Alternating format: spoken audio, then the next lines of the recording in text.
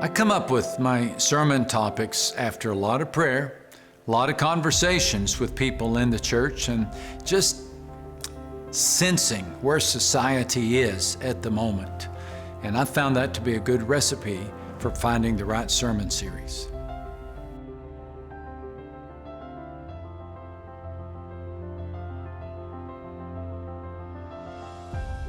I can usually tell if a sermon series should become a book by the reception, the response that I get from our church. If they keep dozing off in the middle of each sermon, I know that that's not a good topic.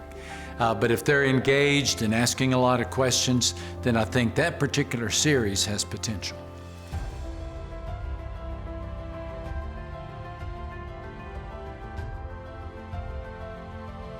The sermon series Awestruck became the book You Are Never Alone because I've been always impressed with the fact that John told us that he could not include all the miracles he saw in his gospel. So I've wondered, why did he select these? And he told us so that we would have faith.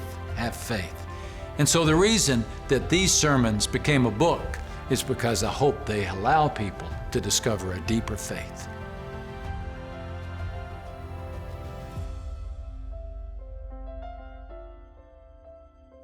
I'm often asked if someone else does my writing for me. My response is, I wish they would. But no, I do it all myself. I do. In fact, I still write longhand, and I've got the callus on my finger to prove it.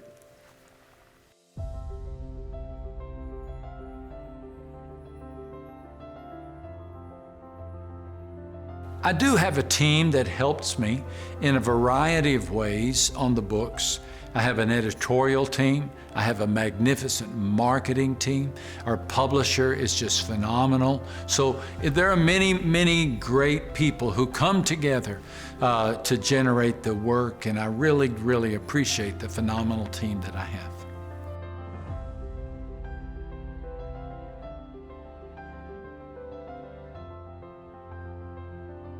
There are some similarities, but some very distinct differences between a sermon series and a finished book. It's my desire that when someone reads the book, they have no idea, no clue that it was once a sermon series, because I believe that the eye and the ear receive messages differently.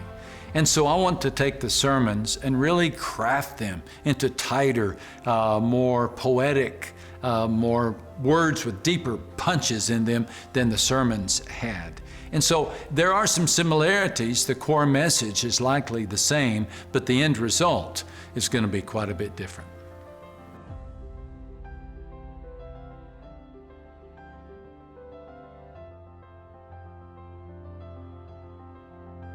When I write, I have a target audience. I think of a single mom, I think of a truck driver, and I think of an elderly person. For some reason, that trio of people is a representation of the people that seem to benefit from a message of encouragement. And I like to write books for people who need encouragement. And I often say, I write books for people who don't like to read books. I like to take a message and put it in an accessible format so that people who either don't have time to read or are not inclined to read, that they take a chance on reading a Lucado book.